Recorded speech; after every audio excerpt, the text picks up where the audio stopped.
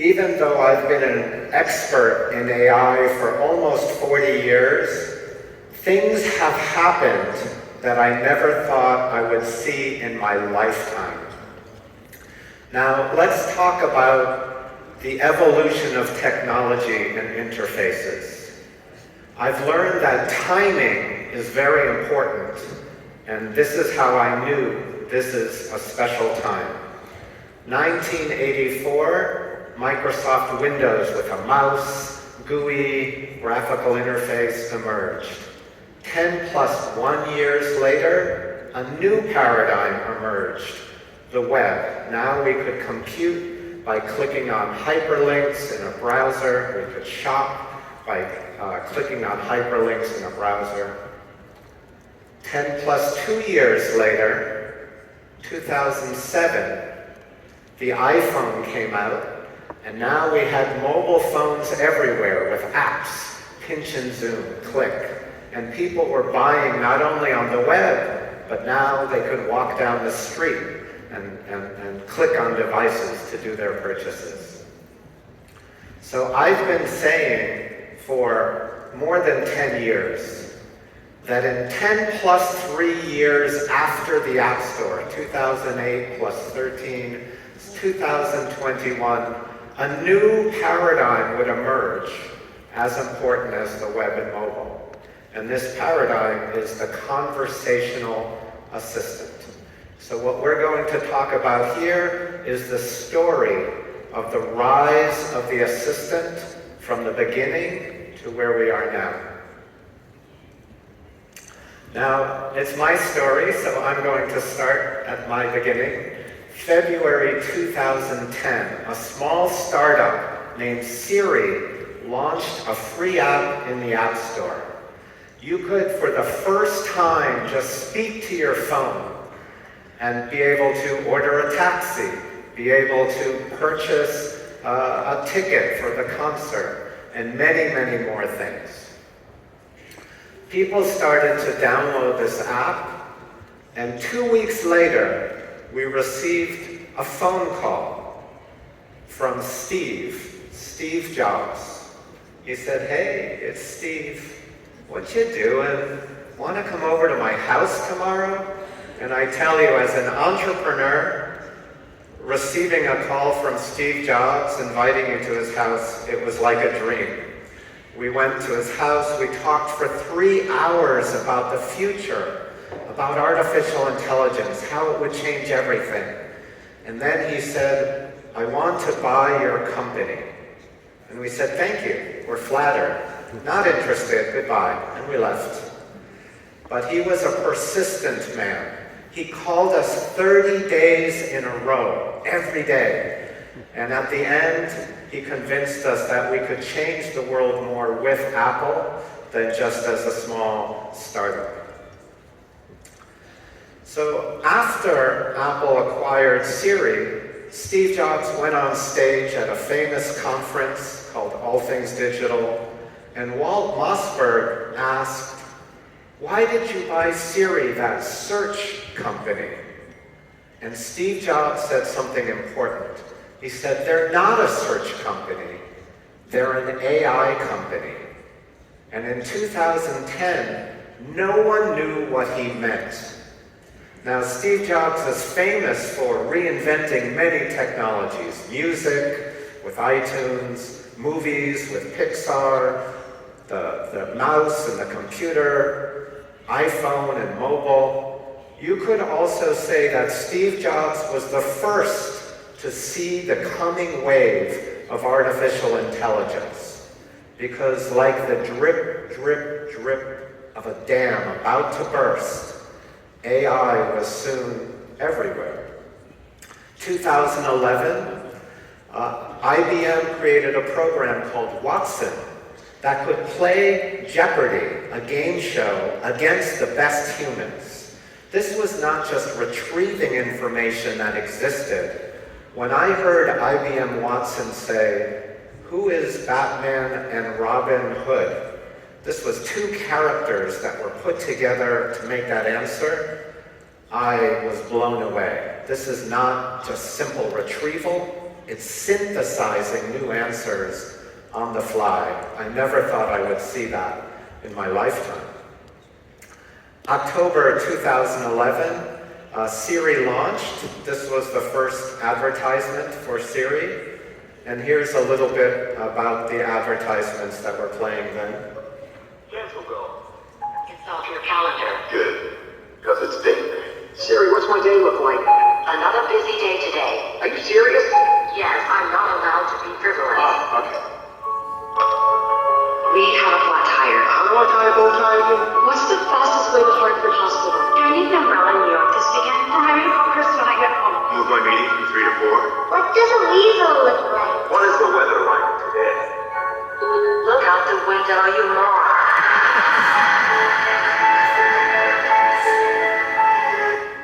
Yeah, so there were many commercials, many comedians, everyone wanted to make fun with Siri, and it had a business impact as well. This was the first time an AI feature took a device, the iPhone 4, and made it the most popular selling device ever. Every record from profit, margin, every record was broken. Apple's stock price went from $350 to about $700 in just 6 months, and Apple passed Exxon to become the most valuable company in the world and in the history of the world, all with this small feature called Siri in the phone. Moving down the story, now it's 2013. The movie Her is coming out, and Google acquires 8 robot companies. I'm like, robots? Aren't they a search engine company? What will Google do with robots? Ooh, it's funny because even though it's metal and wire, I always feel a little bit bad for these robots. 2015, here's a personal story. I was borrowing my wife's car, driving down the road with my teenage son next to me. And I don't know if in Turkey it's the same, but teenagers, they're bored. And I said, hey Noah, want to see the greatest technology advance since Siri? And in our household, that's a big statement. And he said, yeah, Dad, whatever. And so we're driving on the road, we're coming to a curve, and I just lift my hands off the wheel. He says, Dad, what are you doing? And all of a sudden the car drove around the highway curve all by itself. He said, Dad, that's insane. And I said, yes it is. And the craziest part, the part that I never saw in my lifetime, was that the car did not do that the day before. This was an over-the-air update in 2015, and now the car could drive itself. I never thought I would see that in my lifetime. 2016, Google's DeepMind division created a program called AlphaGo that could play against the best Go champions in the world. Now you might say, didn't we already beat chess champion? What's the difference with Go? Well, in Go, there are so many possible moves, and the combinatorics are so large, it was thought that a machine would not be good at playing Go. It was too complicated for the best AI for decades. And yet, here AlphaGo beat Lee Sedol, one of the best champions in the world, and I think it was 4 games to 2. That was incredible. But the part that was crazy was that then Google took 2 versions of AlphaGo and removed all knowledge of how to play the game. Now, the original AlphaGo had been trained on the best human games. This is a good move. This is a bad move. Here's the strategy. But AlphaGo Zero, they took 2 versions and played each other with no a priori knowledge.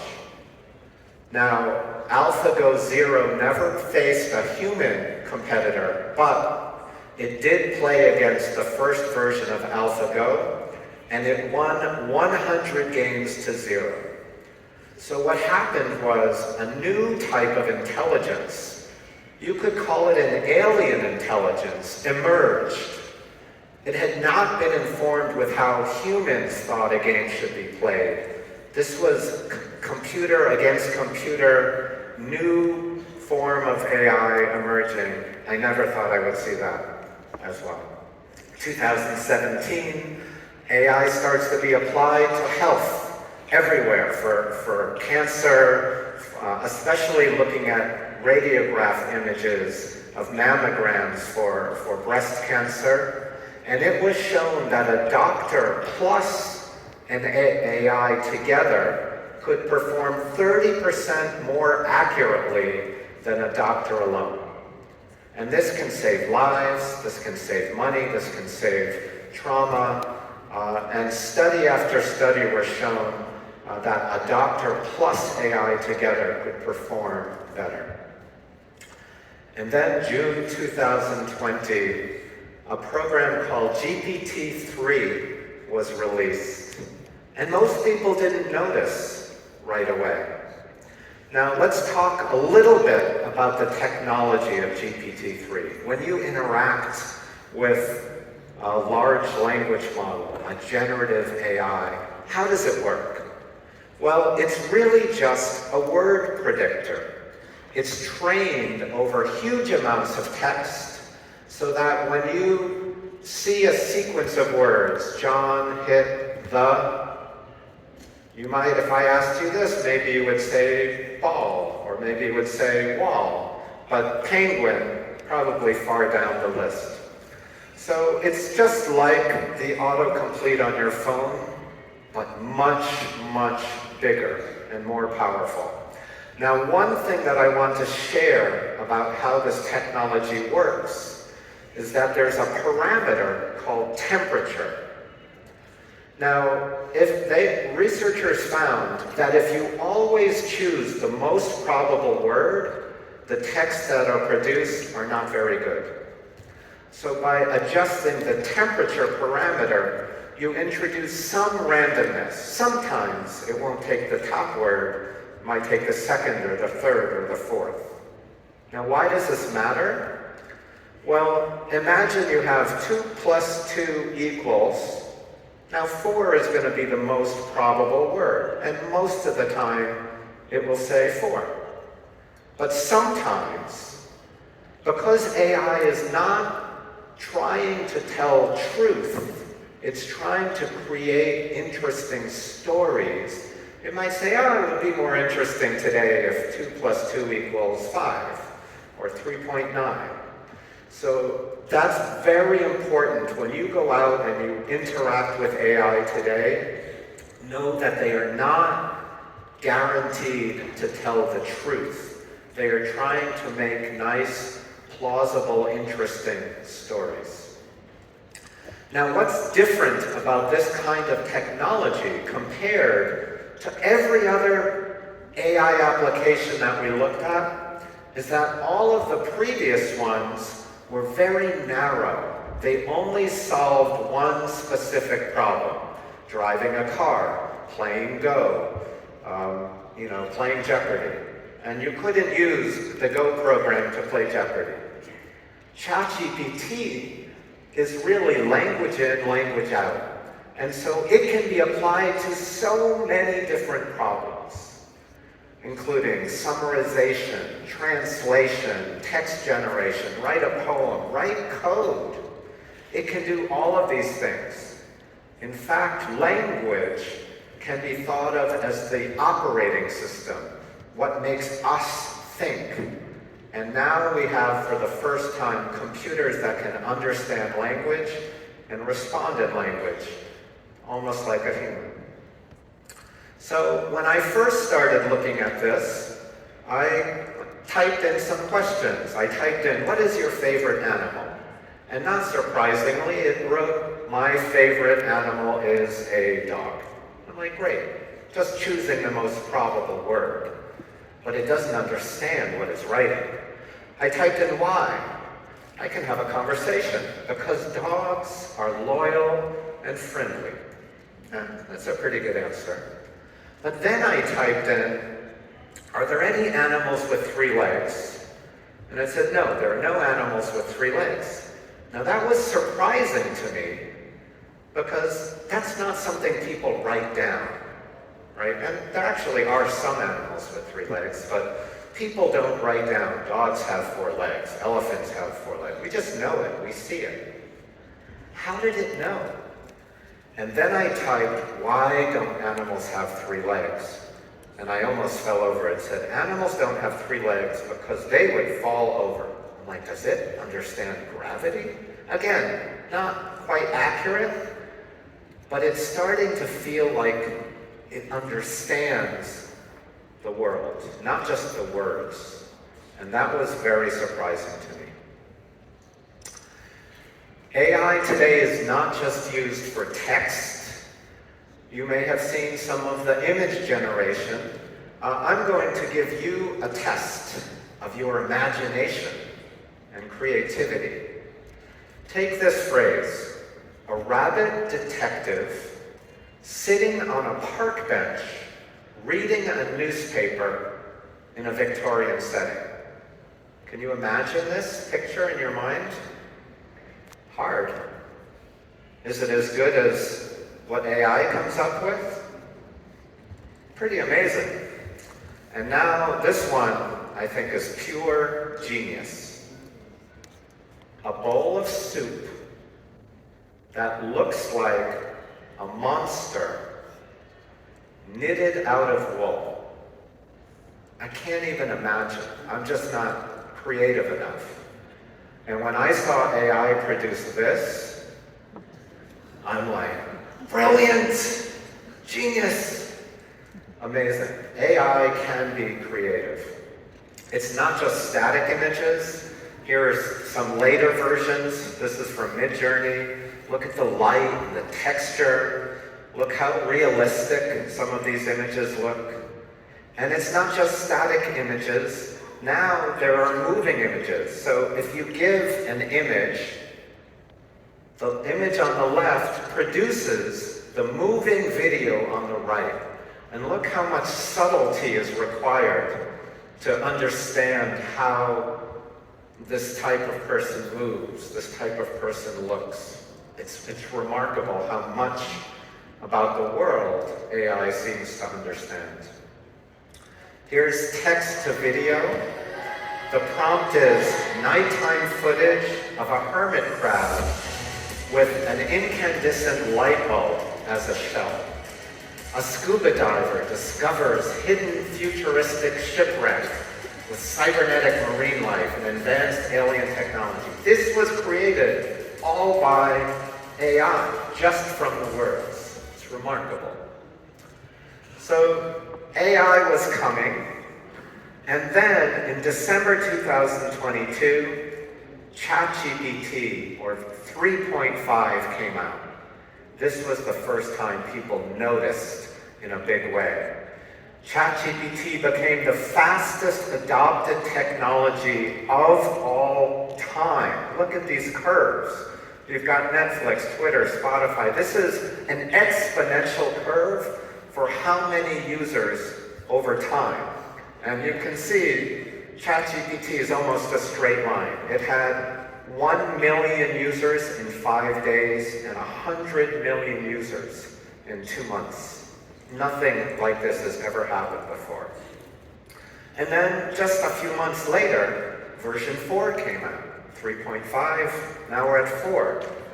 Look at the difference between, in about 1 year, GPT-3 to GPT-4. This is the size and the complexity. It's getting bigger and smarter. Here is some test results comparing 2 versions. The 3.5 version, the smaller one that shocked the world, and the 4.0 version. These are on human-level tests. So when you go to high school and you take advanced placement calculus, 5 is a perfect score. Version 3.5 got a 1. Version 4.0 got a 4. Macroeconomics, you can see the improvement. Mathematics, now these numbers are in response to how did AI do compared to every human candidate. When you go to SAT, that's the advanced test to get into university, out of all students applying, 3.5 in math did 70% and 4.0 did 89%. GRE is for graduate school, after you finished university. 99% on GRE verbal. It's better than I did, I'm afraid to admit. LSAT, 40% goes to 80%. The legal bar exam, if you're trying to become a lawyer, GPT-4, 90% better than human applicants. And even wine, if you're looking for a good wine, on the sommelier tests, GPT-4 achieved 86% better than human applicants. And just recently, just a few weeks ago, a new version of GPT-4 came out. Now, in 2013, there was a science fiction movie called Her, where the protagonist took their phone, put it in the pocket, and just walked around and had a conversation saying, "What do you see?" Okay, well, looks like he's in his 40s. So this is the AI in the movie She's young. describing a scene. Oh, she looks like she loves their kid.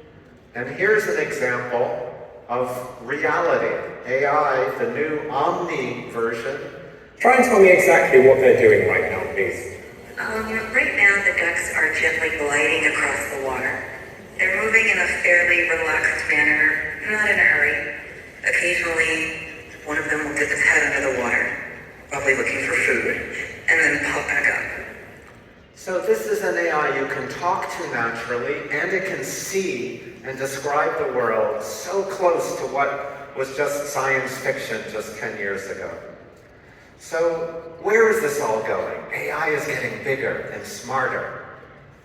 People worry, is it going to take our job? Is it going to replace humanity?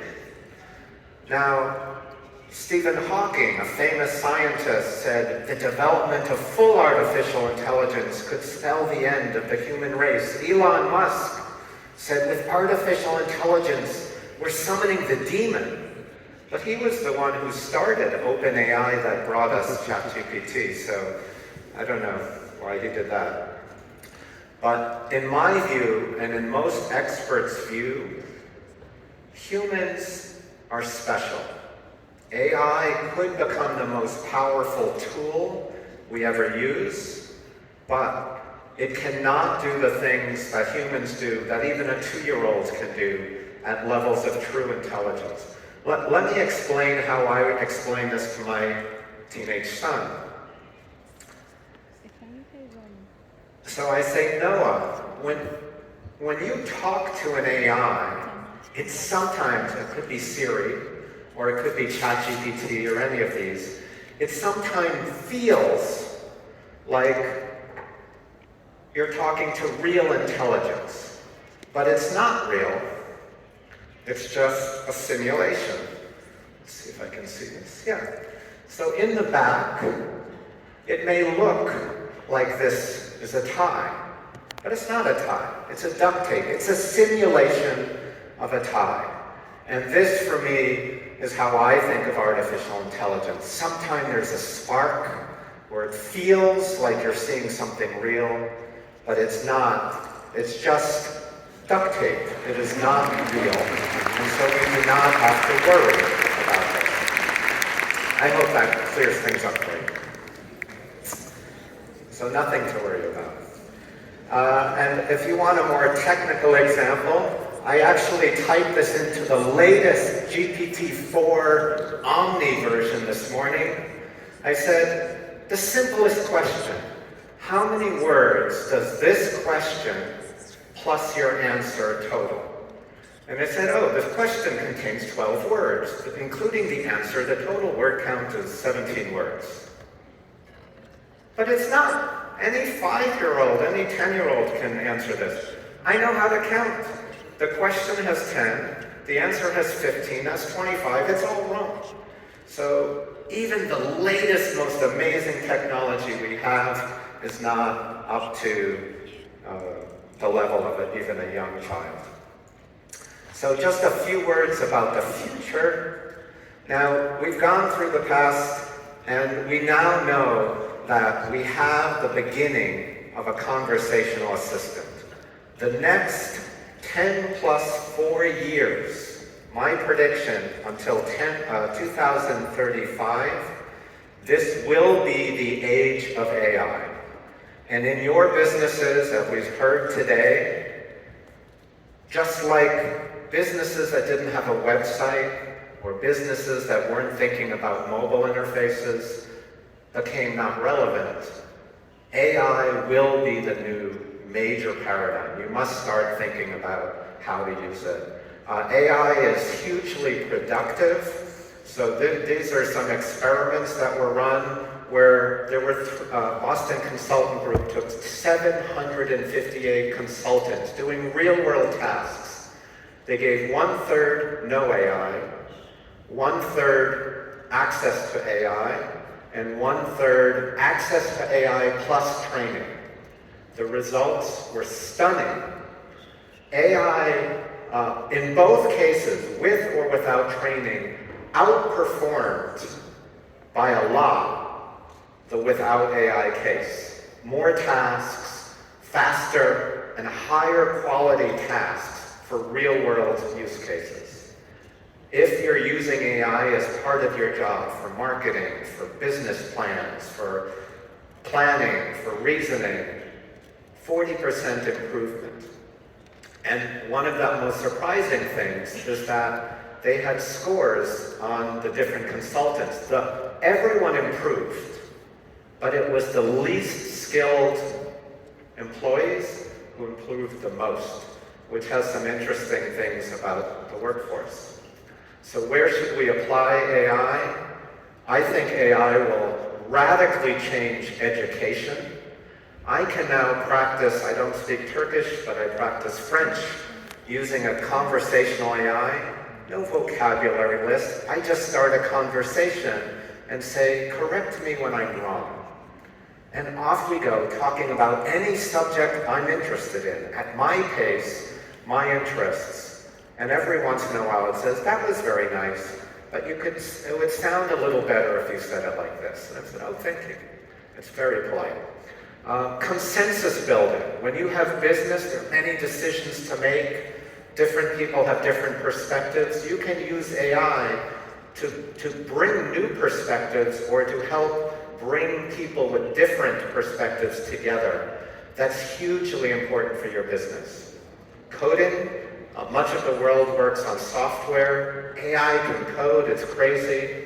Marketing and communications can be greatly improved everywhere in terms of managing your people, managing your systems, both internally and externally with customers, support.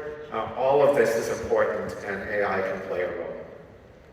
We have to be careful though, because as we saw, AI is not always accurate. It's not always transparent. We're not always sure why did it come up with this answer. And I believe as we go forward, more and more authentic human experience, especially in retail, where some person says, I tried it, I liked it, or I didn't like it. That will be much more important as we go forward, as more and more of the text in the world gets written by AI. So in conclusion, we are now at a new age of technology, and it will last until the next big thing, which I predict will be in 2035. And this age is the conversational interface, the conversational assistant. This is going to need to improve. Today, you just ask questions and it gives you text back. It doesn't do things. I can't buy using conversational AI yet, but that's coming, and we need to improve on trust and transparency. And then using AI in combination with the people in your workforce will be more productive. We've seen it over and over again than people without. So start training your workforce, start using it yourself to make better decisions, to be more productive and higher quality results. And with that, I thank you very much.